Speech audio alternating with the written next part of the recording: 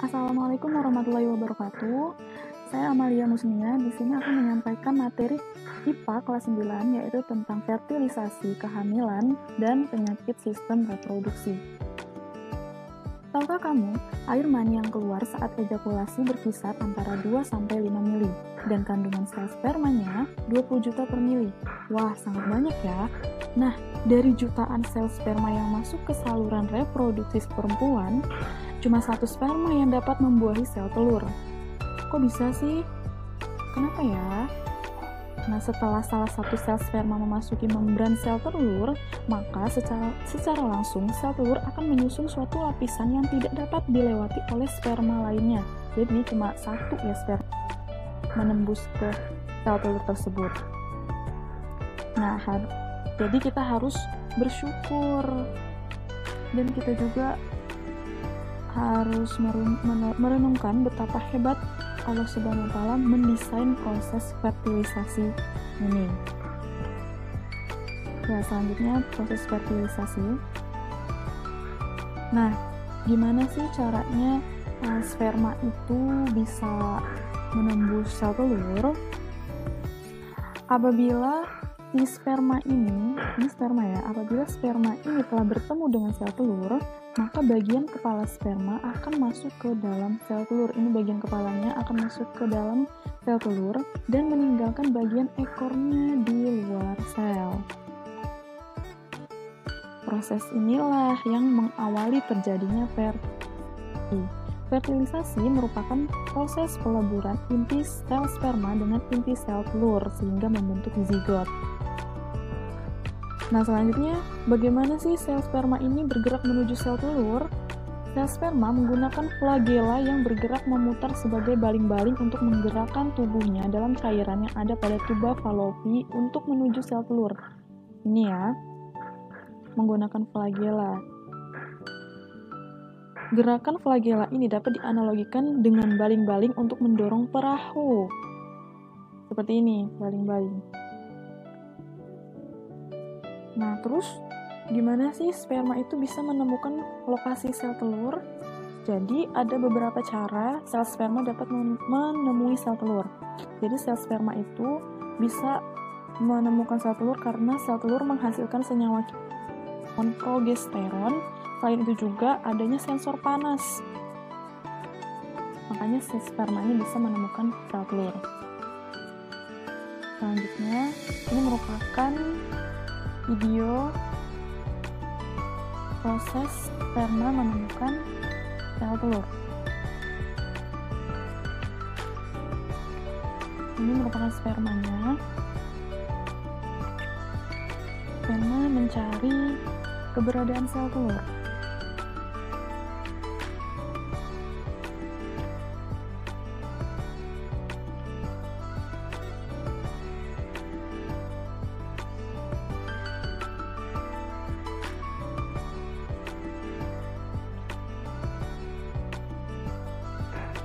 Nah, kemudian si sperma ini menemukan nih sel telur. Nih, banyak kan, dari sekian juta sperma ini hanya satu yang dapat menembus dinding sel telur. Siapa ya kira-kira ya? Nah, ini nih, dia bisa menembus dinding sel telur, dan yang menembus hanya kepalanya saja. Ekornya akan dilepaskan. Ini merupakan kromosom yang dibawa oleh si sperma tersebut. Nah, ini adalah sel telurnya. Sel telur yang sudah mengalami ovulasi. Nah, ini selanjutnya fertilisasi terjadi peleburan inti sel telur dengan inti sel sperma. Kemudian dia akan terjadi pembelahan, satu sel zigot membelah menjadi 2, kemudian menjadi 4, dan seterusnya. Membelah lagi sehingga terbentuk kumpulan sel seperti buah anggur nih, yang disebut dengan morula. Nah, morula akan mengalami pembelahan sehingga akan terbentuk blastosit yang akan tertanam implantasi. Nah, pada kondisi ini melahirkan itu dipicu oleh tingginya level hormon estrogen. Tingginya kadar estrogen dalam darah akan memicu kepekaan uterus terhadap hormon oksitosin. Hormon oksitosin dihasilkan oleh janin. Oksitosin juga merangsang plasenta untuk menghasilkan hormon prostaglandin. Nah, pada hormon oksitosin dan prostaglandin akan meningkatkan frekuensi kontraksi otot uterus, kekuatan kontraksi, dan durasi kontraksi hingga bayi lahir. Nah, pada mulanya kontraksi terjadi selama 30 detik atau dalam rentang waktu 25 hingga 30 menit. Pada saat puncaknya, kontraksi dapat terjadi selama 60 hingga 90 detik, terjadi setiap 2-3 menit. Ya. Nah, pada proses kelahiran, arah gerak bayi yang mendesak keluar berlawanan dengan arah gaya gesek. Nih ya, arah gerak bayinya untuk keluar itu berlawanan dengan arah gaya gesek. Gaya geseknya ini nih. Gaya gesek menuju ke dalam. Nah, ketika bayi keluar dari serviks, gaya gesek di saluran serviks akan semakin membesar karena kecilnya diameter serviks. Makanya walaupun dia serviks pada perempuan kecil, tapi dia akan membesar karena adanya gaya gesek ini ya.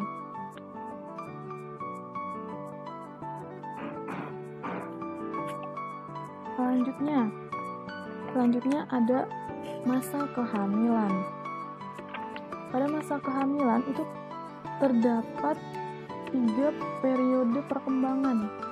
Ada trimester pertama, kedua, dan ketiga. Pada trimester pertama, itu pada saat embrio berumur 5 minggu atau sekitar 35 hari. Berarti nih, 35 hari ya. Sekitar di sini, dia terbentuk hampir, janinnya mulai terbentuk. Janinnya mulai terbentuk, embrionya udah mulai punya tulang belakang, otak dan sumsum tulang belakang. Kemudian pada saat umur 9 minggu itu sudah dapat disebut dengan janin ya. Janin. Kemudian trimester kedua. Oh iya, pada saat trimester pertama ini, janin ini sangat rentan terhadap radiasi, obat, dan alkohol. Oleh karena itu, ibu hamil harus memilih nutrisi yang baik dan menjauhi kebiasaan yang buruk ya. Kemudian ada trimester kedua. Pada trimester kedua ini menunjukkan janin berumur sekitar 14 minggu atau 98 hari sampai 140 hari. Ini sekitar sini ya. Trimester kedua itu perkembangan utamanya janinnya udah membesar. Dia sudah memiliki kuping, mata. Sampai sini.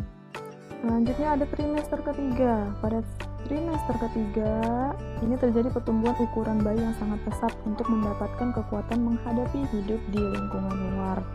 Jadi bayinya sudah mulai membentuk dan siap untuk melahirkan.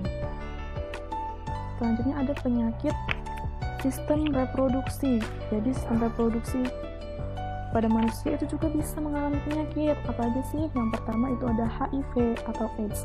Penyakit HIV adalah penyakit yang disebabkan oleh virus HIV. HIV itu adalah Human Immunodeficiency Virus yang menyerang imunitas atau kekebalan tubuh penderita. Ini ya, contoh manusia yang terserang HIV. Selanjutnya ada penyakit gonore. Penyakit gonore ini disebabkan oleh bakteri Neisseria gonorrhoeae.